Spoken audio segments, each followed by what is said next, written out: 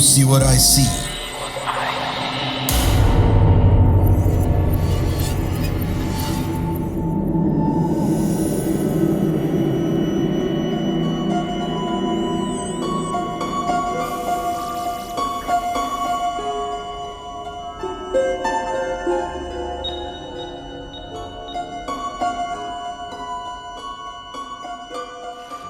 Sebenarnya kejadian ini tuh udah lama banget, sekitar tahun 70-an awal.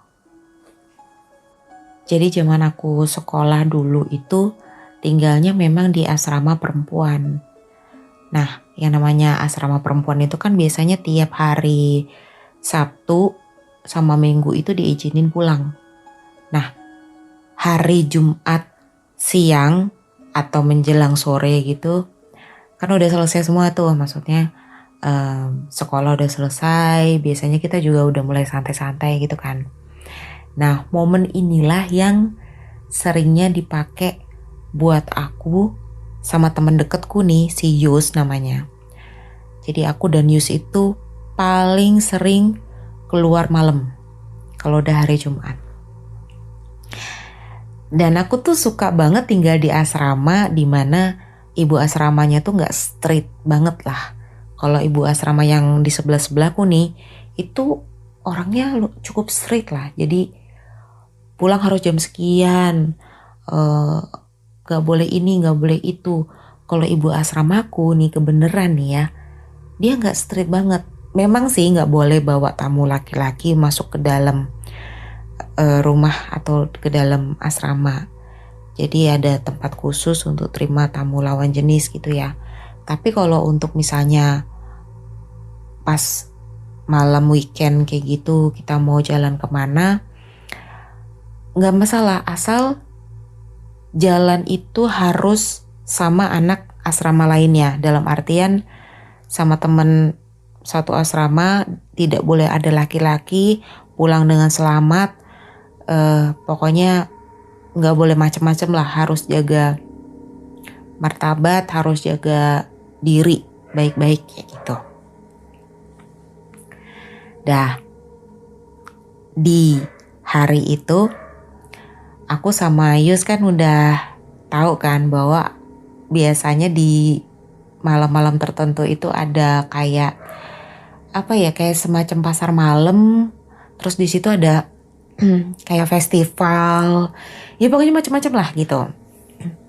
Termasuk salah satunya zaman dulu kan masih ada kayak layar tancap gitu yang mulainya itu aja dari jam 10 sampai jam 3 subuh gitu.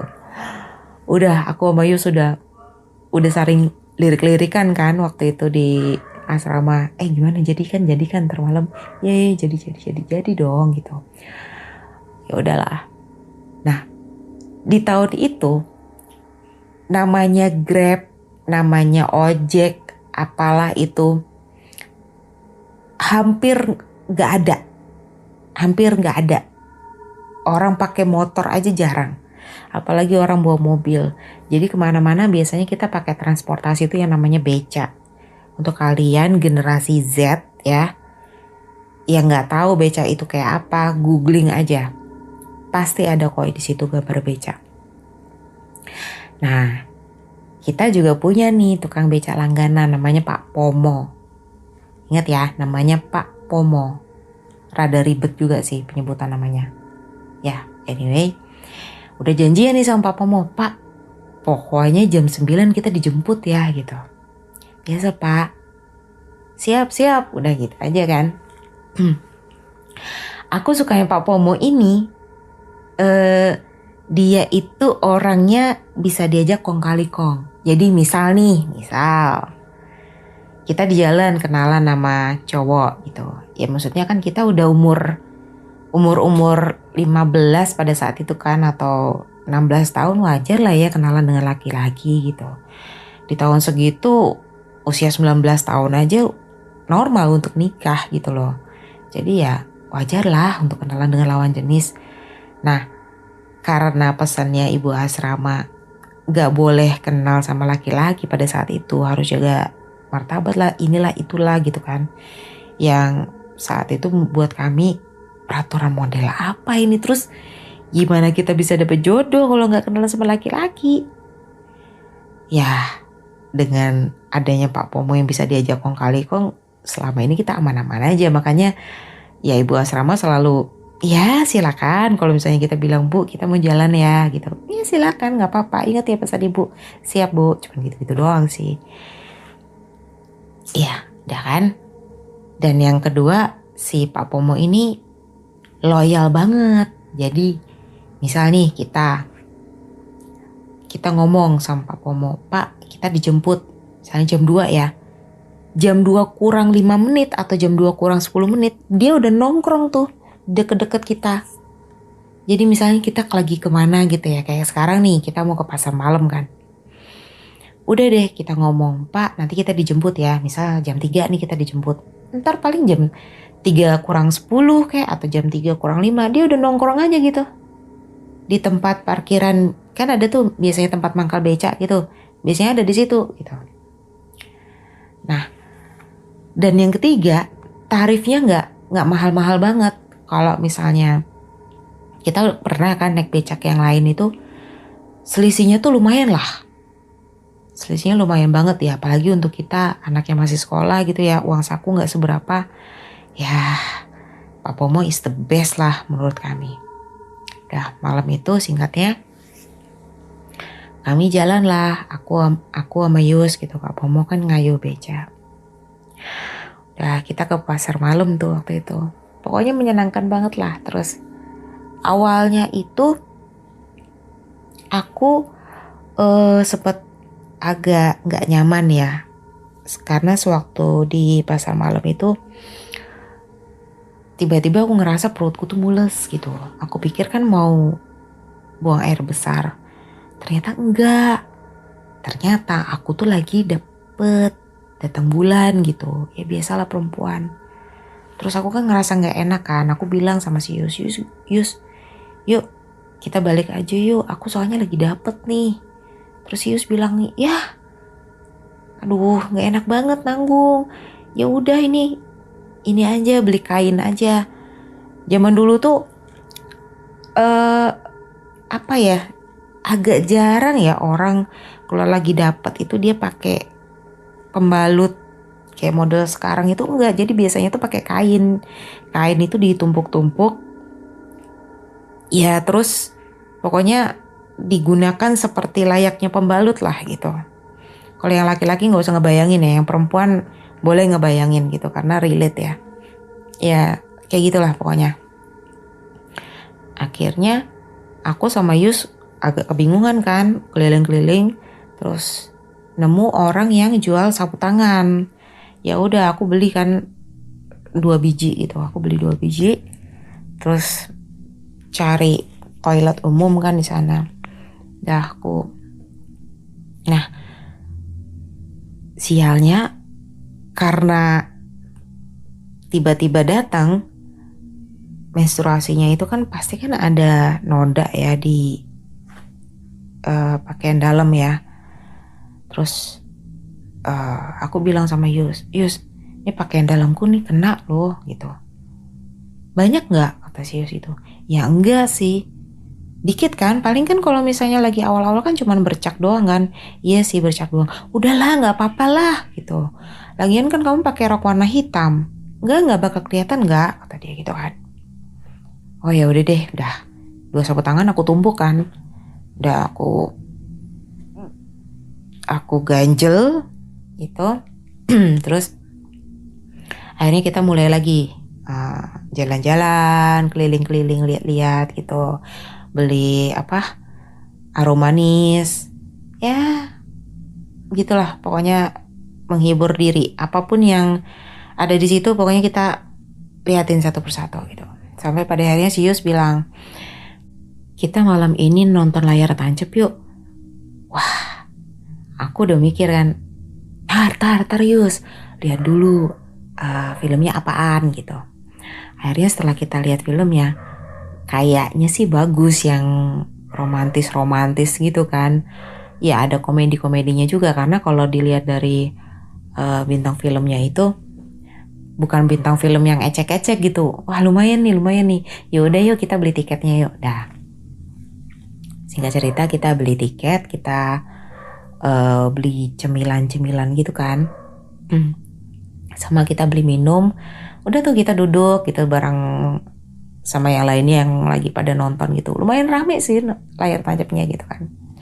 Terus, sebelum nonton layar tancap itu kita kan bisa memprediksi ya. Jadi filmnya itu selesainya sampai jam berapa gitu. Kita langsung temuin tuh si Pak Pomo kan di tempat parkiran beca gitu. Terus kita bilang, Pak, ntar kita mau nonton dulu ya, paling selesainya jam sekian gitu. Oh ya siap, nggak apa-apa gitu. Bapak kalau mau nonton nggak apa-apa sih, kita beliin ininya tiketnya gitu. Ah nggak usah Neng, nggak usah gitu. Ya udah, kita nonton kan tuh, nonton film, seneng lah. Sampai akhirnya film itu selesai di jam 2:05 kalau nggak salah, jam 2:05 atau jam 2:10 gitu. Dan kita buru-buru kan. Kita aku udah ngomong sama si Yus nih. Yus gimana nih Yus, udah jam segini Yus gitu. Terus kalau ibu asrama ngamuk gimana? Lah kan kita gak ada jam malam gitu. Iya sih memang sih kita gak ada jam malam menurut si ibunya. Tapi kan selama ini kan kita pulangnya juga gak pernah semalam ini gitu loh. Ini tuh udah nyaris pagi tahu gak sih gitu. Ah udahlah gampang lah. Si ibu kos mah gampang. Ini masih ada makanan nih, dikit makanan nih buat si ibu kos aja biar dia diem mulutnya gitu. Gak apa-apa orang baru kali ini kan kita sampai jam segini. Yaudah deh, yaudah. Nah akhirnya kita ke tempat pangkalan beca itu. Terus kita naik gitu. Ya papa mau kita pulang nih gitu. Ya udah kita pulang gitu. Nah, zaman dulu itu jalan kan nggak sebagus sekarang ya. Jadi jalan itu ada yang aspal, ada yang masih tanah. Terus lampu jalan itu nggak kayak sekarang yang banyak banget lampu jalanannya. Jadi ada beberapa daerah itu yang bahkan sama sekali nggak ada lampu jalan. Tapi kan memang di semua beca itu ada kayak lampu yang dia bisa nyala kalau pedalnya tuh di kayu, jadi pakai kayak dinamo kalau nggak salah. Nah aman gitu loh, maksudnya lampunya juga terang, bukan yang lampu yang model lampu remang-remang itu enggak, lampunya tuh terang gitu, jarak berapa meter ke depan itu bisa diterangin gitu, jadi aman lah. Nah perjalanan menuju ke asrama itu kan memang ngelewatin jalur yang seperti itu, dimana nggak ada lampu, sama jalannya itu masih kayak jalan tanah, terus ada batu-batunya itu kan, jadi kita kan agak pelan gitu. Terus udah kan mulai nih Sius nih, dasar mulutnya itu emang bahaya banget. Sius itu orangnya tuh super duper iseng dan paling suka nakut-nakutin. Jadi dia tuh sepanjang jalanan yang gelap itu dia suka cerita-cerita yang horor kayak, atau yang dia cerita iya katanya di sini tuh ada inilah ada itulah. Kan kesel bet ya, maksudnya ngapain gitu loh, ini tuh udah tengah malam gak ada penerangan, udah jalannya berbatu-batu, kita cuma naik beca yang jalannya juga pelan, lu cerita horor gitu. Aduh gemes. Terus aku tuh cuma bilang udah diam, ngapa sih Yus, lu tuh bikin suasana tuh makin gak enak gitu. Terus si papamu malah ketawa-ketawa gitu, nggak apa-apa Neng gitu, kadang kalau cerita-cerita kayak gitu tuh malah seru kalau cerita malam-malam. Iya kan Pak, kata Asius.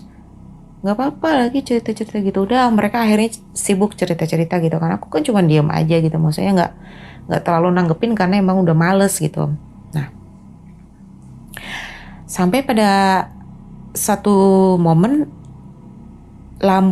lampunya si beca Pak Pomo ini nyorot ada orang yang kayaknya tuh lagi naik sepeda gitu di depan kita.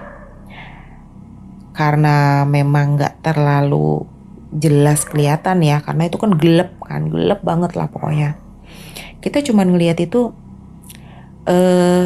perempuan, dia pakai kebaya sama jarik itu yang duduknya tuh nyamping.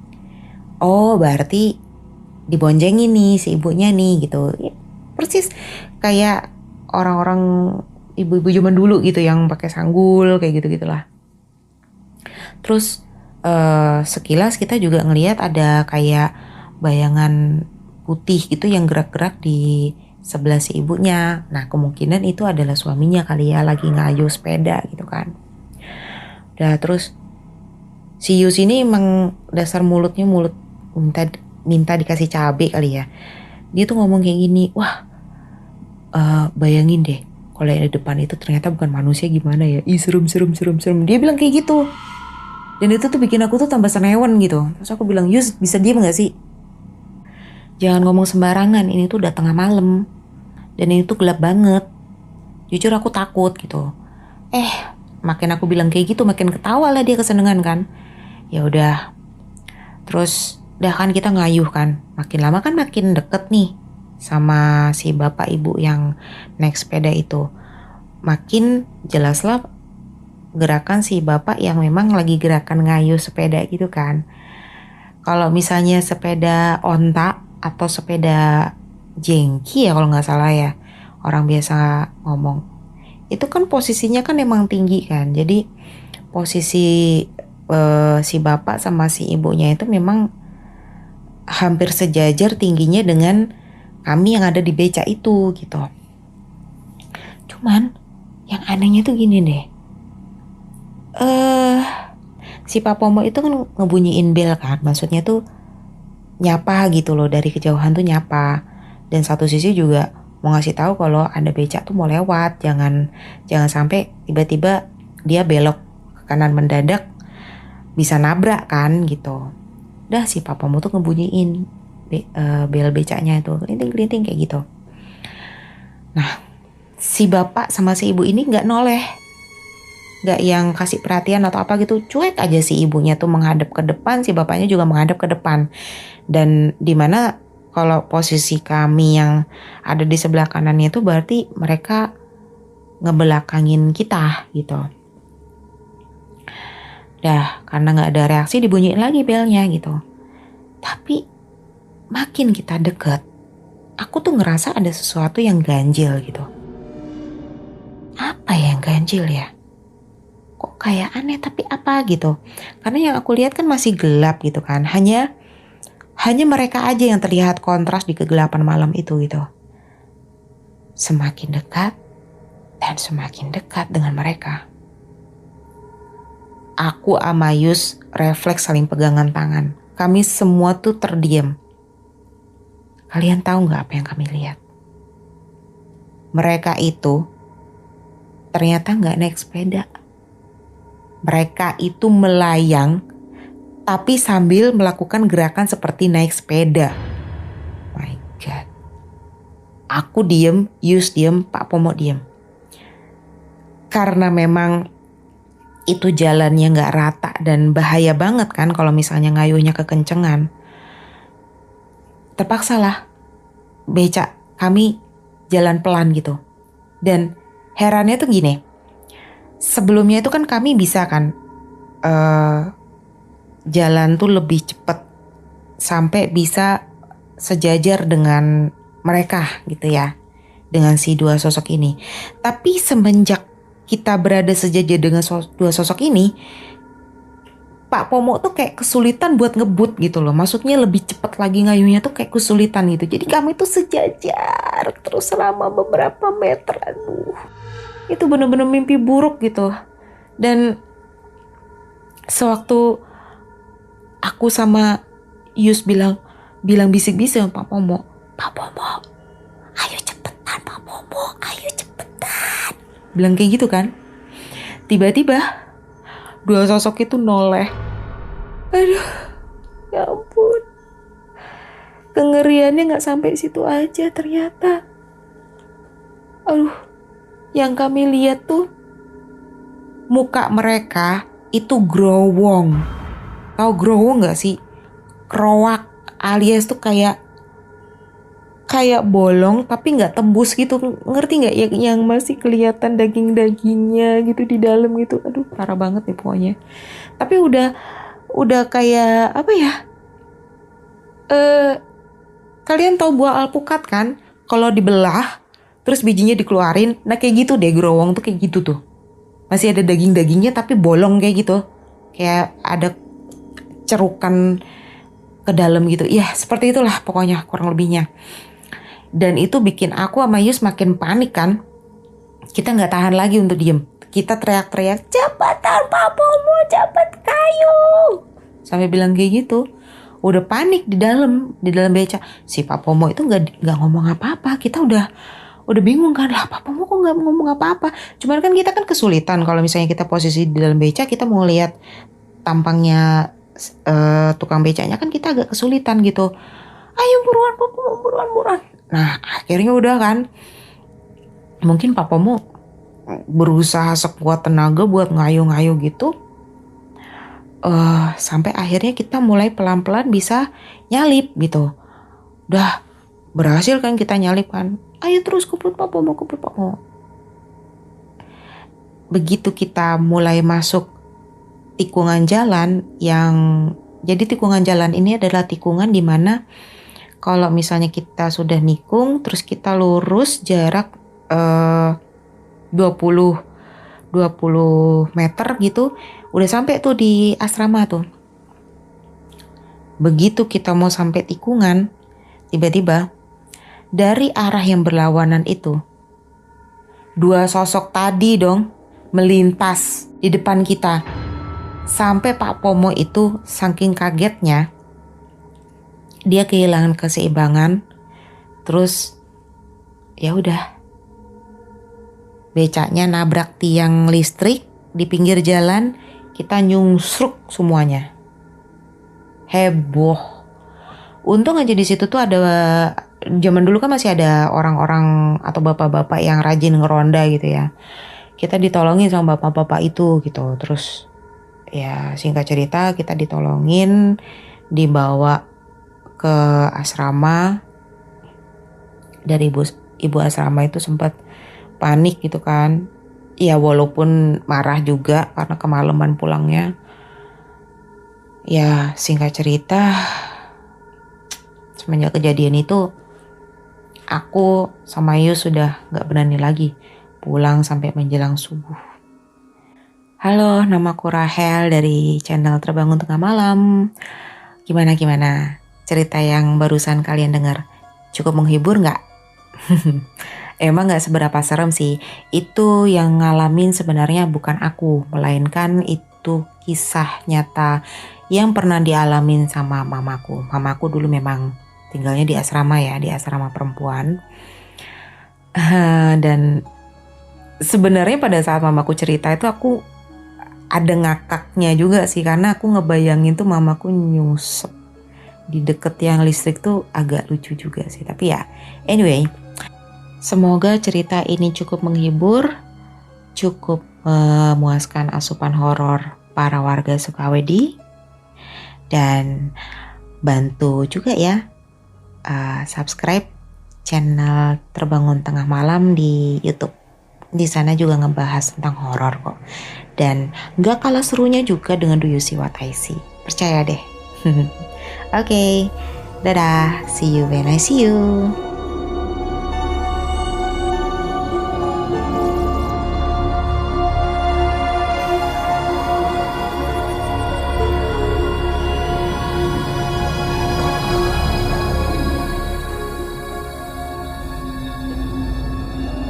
Punya pengalaman horor? Kirim ceritamu ke podcast.ceritahoror@gmail.com.